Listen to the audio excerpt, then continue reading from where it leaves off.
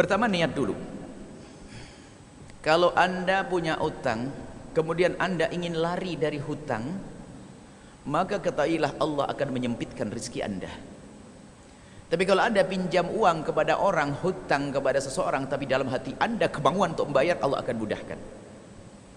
Maka dalam utang piutang, maka dihimbau, dianjurkan agar Anda menulis utang piutang.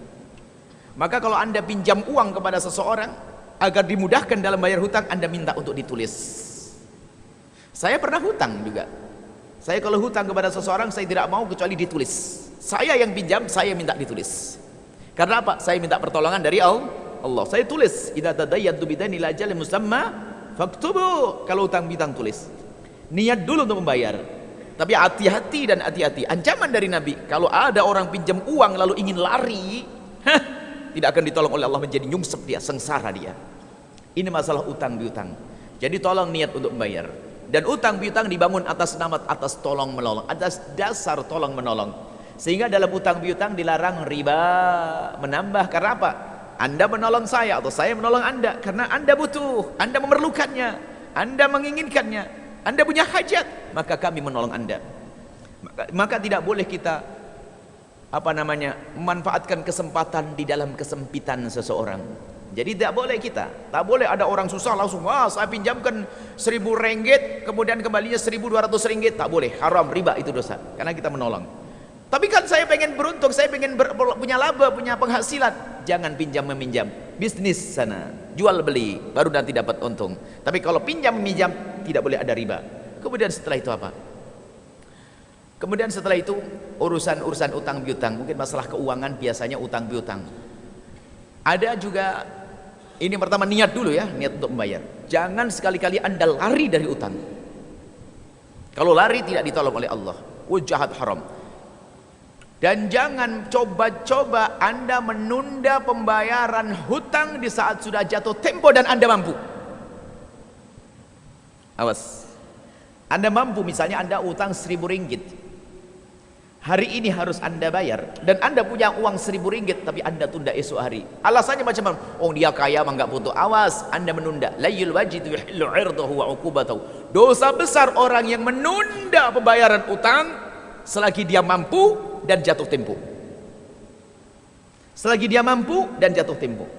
Tapi kalau Anda tak mampu, tak ada uang, lain cerita. Hari ini harus aku bayar 1.000 ringgit, tapi tak ada uang, tak punya apa-apa, tak dosa Anda, karena tak punya. Dan Allah Maha tahu kalau Anda pura-pura tak punya, jadi tak punya beneran nanti. Anda tak mampu betul.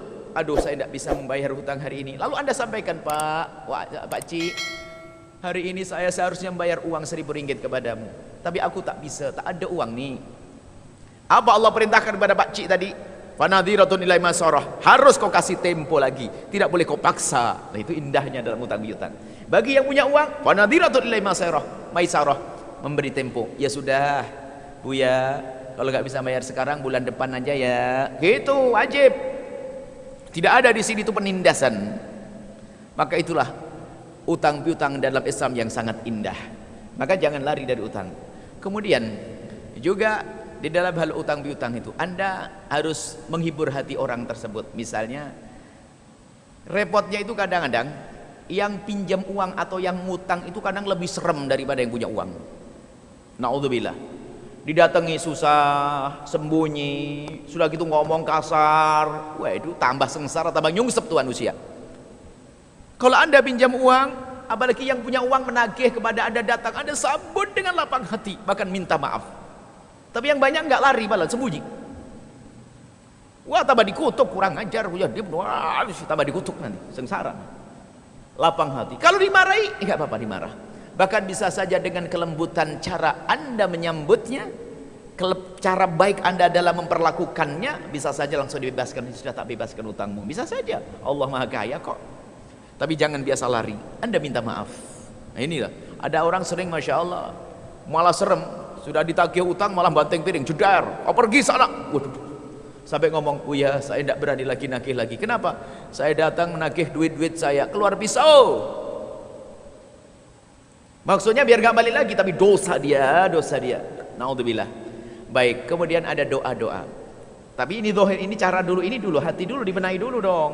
minta doa tok tapi hatinya nggak dibenahi, ya benar-benar. Pertama, niat untuk membayar hutang, semangat untuk bayar hutang, niat bayar hutang. Kemudian jangan menunda-nunda jika uang sudah ada. Baru setelah itu Anda doa. Ada doa dari Nabi sallallahu alaihi wasallam, pendek dihafal. Doa orang kebanyakan utang nanti Allah akan mudahkan. Dalam hadis sebutkan baca doa Allah makfina bihalalikan haramika wa aghnina bifadlika amman siwak, sampai dikatakan biarpun utangmu segunung Allah akan membantu untuk membayarnya. Yang menghafal punya utang berarti ini. Mau hafal enggak? Yang mau hafal berarti banyak utangnya ini. Enggak apa-apa. Allahumma kfina bihalalika an haramik wa aghnina bifadlika amman siwak. Allahumma kfina bihalalika an haramik wa aghnina bifadlika amman siwak. Allahumma kfina bihalalika an haramik wa aghnina bifadlika amman siwak. Itu doa untuk dimudahkan bayar utang, insyaallah. Semoga Allah menjauhkan kita daripada utang. Utang itu adalah gelisah di siang hari, susah tidur di malam hari. Itu utang.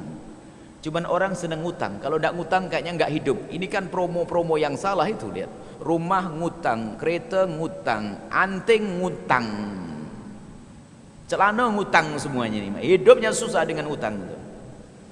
Biasakan. Kemudian ada lagi bagaimana solusinya agar orang tak punya masalah keuangan. Solusinya adalah hiduplah engkau dengan cara hidupnya Rasulullah. Biasakan dengan kesederhanaan. Gaya hidupnya orang lain ditiru. Harus beri kereta yang macam gini, merek ini, harus begini, harus jamnya, harus macam-macam. Engkau menyiksa dirimu sendiri. Hidup sederhana. Jangan malu kalau kita harus makan nasi dengan kerupuk sama kecap. Jangan ragu kalau yang penting baju menutup aurat, tak usah bermerek. Merek jadul adalah mereknya merek musuh Allah kadang-kadang. Baju yang sederhana, yang penting menutup aurat, cantik akhlakmu. Tapi kadang sudah masuk wilayah sombong-sombongan, gengsi kalau mereknya merek lokal, merek Malaysia. Merek Malaysia yang saudara kita yang buat, senang dong seharusnya. Harus pakai merek kafir sana, merek yang enggak. Jadi biasakan dengan kesederhanaan. Makan yang sederhana. Apapun yang sederhana. Sederhana itu bukan tersiksa. Nabi itu bisa apa saja, tapi Nabi mengajari dengan kesederhanaan. Tidak usah mewah-mewah. Ini kalau gaya hidup itu yang bikin susah. Makanya banyak masalah tentang keuangannya. Karena apa? Cara hidupnya yang salah.